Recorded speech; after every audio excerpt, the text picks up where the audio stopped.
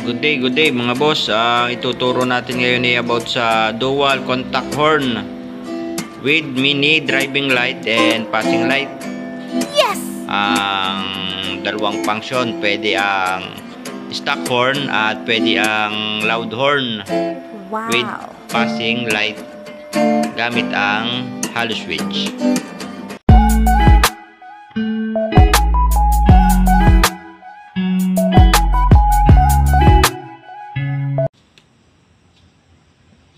Dual contact horn with mini driving light and passing light ang ituturo natin ngayon. Negative, positive daan sa fuse 10 ampere diretso dito sa ating susian ignition switch. Tapos itong supply ng negative diretso dito sa switch ng ating busina. Kasi ito nga ay negative trigger, diretso dito sa switch ng busina natin. Itong switch ng busina natin, negative trigger, nakakonekto dito sa ating busina, stock horn ng busina, ang negative. Tapos ito, kabilang side, positive, nakakonect sa ating ACC. Yan ang stock. Yang gagawin natin ngayon ay naka-dual contact. Pagdating dito sa switch ng busina, itatap ngayon dito natin sa common, sa main supply ng ating halo switch. Hanapin nyo yung main supply. May mga sign yan sa likod. Tanggalin nyo lang yung pinaka cover sa ilalim. May mga nakasulat yan na label na C common, NC normally close, NO normally open. Hanapin nyo lang. Pag nakita nyo na yung C normally common, pag nakita nyo na yung C, yung common, yan ang main supply ng ating halo switch. Itap nyo lang dito sa ating ikat nyo to. Dito nakakonect yan sa negative dito sa switch. Diretso dito sa ating stock horn. Ikat nyo lang dito, itap nyo dito. Pagdating dito, pagdating sa switch, itap nyo na dito sa ating common main supply ng halo switch. Tapos itong NC normally close ay itatap nyo naman dito sa ating stock socket ng busina sa negative. Pinutol natin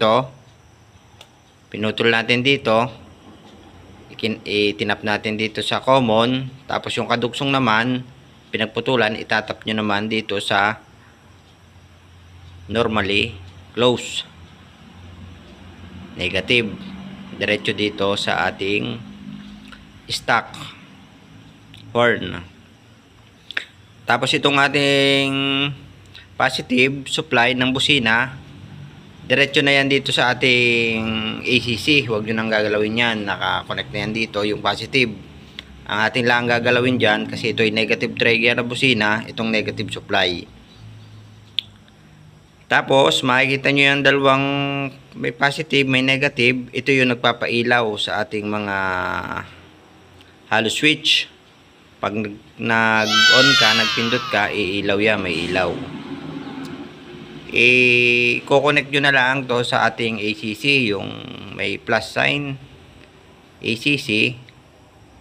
Connect nyo diyan, positive. Tapos yung negative, i-connect nyo sa negative supply ng ating battery. Connect nyo to, yung negative sign, i-connect nyo sa negative supply ng ating battery. Para pag nag-switch on ka ng susi, automatic may ilaw na to. Magkakailaw na yung inyong switch. Kahit hindi nyo pa pinipindot, may ilaw na. O, balik tayo dito sa ating topic. Itong normally open negative supply, i-connect nyo naman dito sa inyong dual horn. Hanapin nyo ang relay, i-connect nyo dito sa number 86, connect nyo dito sa number 86, negative supply. Tapos itong 85 nakakonect sa ating ACC, positive. Ulitin natin, 86 nakakonect dito sa normally open. I-tap nyo dito sa 86. Ito naman 85 nakakonect sa ating ACC, positive supply. And then pagkatapos nyan, ito namang ating number 30 main supply ng ating dual horn. Siyempre nakakonect yan dito sa ating battery, positive supply ng battery na connect. Merong 10 ampere na fuse diretso dito sa ating number 30 na relay. Tapos yung 85 positive galing sa ACC wire. Itong 86 negative galing sa ating switch ng busina, negative trigger. Nakakonekta dito sa normally open sa hollow switch. Sunod, itong 87 output positive supply. Ito ay nakakonect na dito sa ating mga positive na ating dual horn. Nakakonect dito yung isa positive, yung isa dito nakatap na lang yan. Para pagka napasukan to at na-trigger yan, dalawang yan, na-trigger tong 86, papasok na ang positive supply dito. Tutunog na tong ating dual horn. Tapos tong negative supply, itap nyo lang, dalawa. Pagtapin nyo yan pares yung dalawang negative, i-connect nyo lang sa inyong battery para malakas ang tunog ng ating mga dual horn. Ito magiging function yan, kaya mayroon tayo nitong hollow switch. Pag nagpindot ka ng iyong horn switch, tutunog to iyong stock horn. Tutunog yan ang iyong stock horn ng pipip. Pagka naman pinindot mo tong iyong hollow switch, lilipat naman na mawawala ng supply dito sa normally close, mawawala ng supply niyan, lilipat naman dito sa normally open. 3-way switch din kasi itong hollow switch. Ayan ang main supply, common. Pagbuhay mo ng motor mo, pagpindot mo ng switch, dito papasok ang negative supply sa normally close, diretso dito sa ating stock horn. Tutunog yan, busina, stock horn. Pag pinindot mo naman itong switch na to, lilipat naman ang supply dito sa normally open. Lilipat. Wala ng supply dito, lilipat naman dito, diretso dito ang supply, negative sa 86. Magkakaroon naman ng trigger, matitrigger naman tong relay natin. Lalabas naman tong 87, naglalabas siya ng positive supply papunta dito sa ating mga dual horn. Ito naman ang tutunog. Ang function kasi nitong hollow switch na to, pwede kang magpatunog ng stock switch. Wari, switch mo ngayong horn switch, tutunog tong stock horn.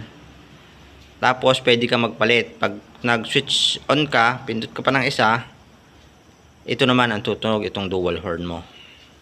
Palitan yan, dalawang yan. Kaya nga dual contact horn. Pwedeng stock horn ang gamitin, pwedeng dual horn. Lalo na kung may mga manghuhuli tulad ng mga LTO, bawal ang mga sobrang lalakas na busina, mga loud horn. Sunod, bago natin isunod tong ating MDL passing light, comment below kung anong mga gusto nyo pang gawin natin diagram o kung anong gusto nyo pang i-suggest na ating gawin na diagram, comment below at huwag kalimutang mag-subscribe sa ating YouTube channel. Sunod naman itong ating MDL. 3-way switch din ang ating gamit dito. Itong domino switch. Dalawang relay, high and low. Number 30. Number 30. Pag-tap lang yan, dalawang yan.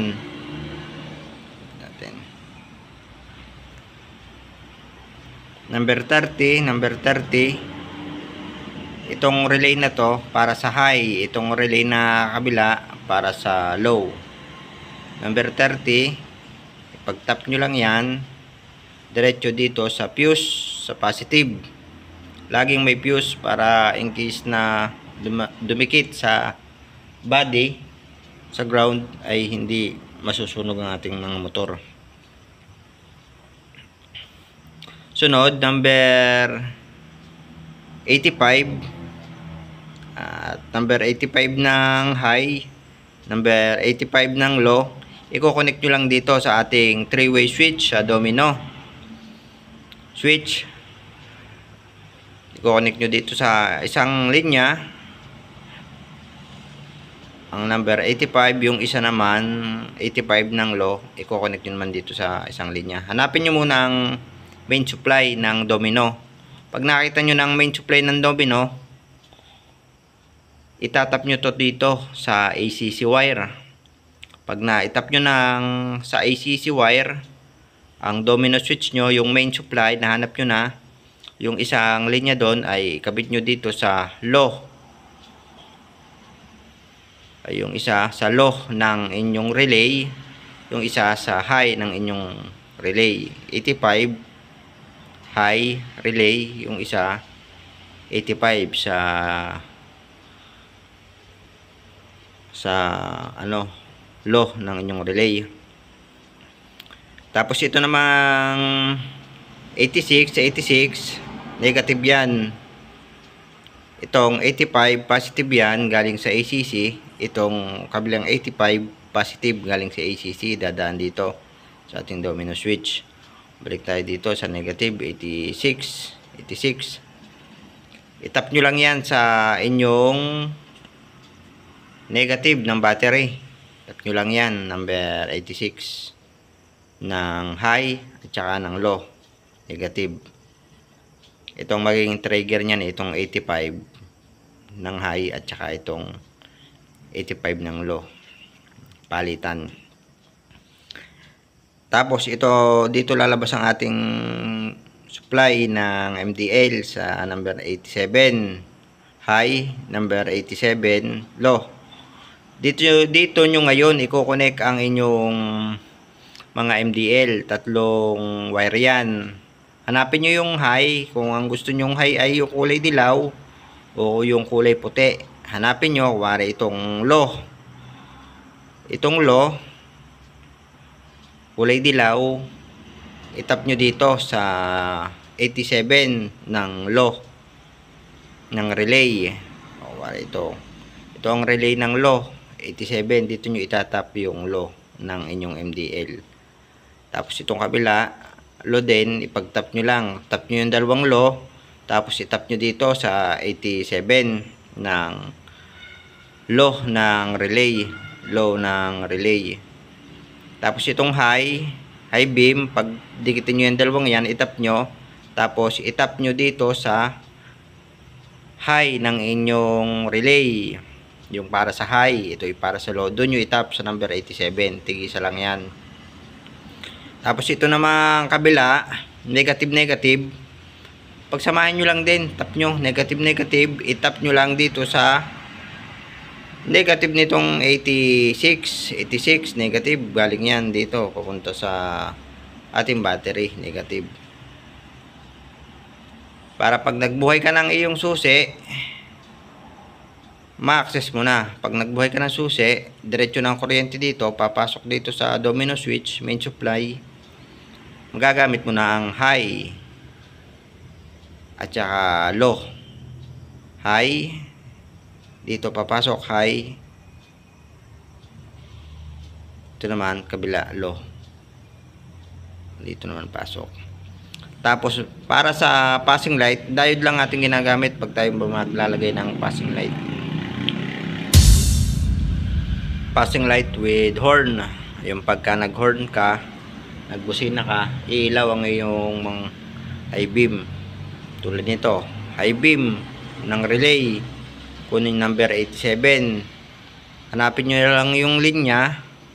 Hanapin nyo lang yung linya, itap nyo dito sa wire na yan. Tapos yung isa, itap nyo dito sa positive, sa loud horn nyo. Nakatap sa inyong dual horn na pag kayo gumamit ng dual horn, magpapasing tong ng high. Itong inyong mga MDL, magpapasing ng high. Iyang guhit na yan, nakatapat sa linya ng positive ng inyong mga dual horn. Tapos yung isang side dito sa number 87 ng high beam. Para pag kayo nagbusina gamit ang inyong dual horn, magpapasing tong inyong mga MDL. Maraming salamat. Sana may natutunan kayo dito sa ating diagram.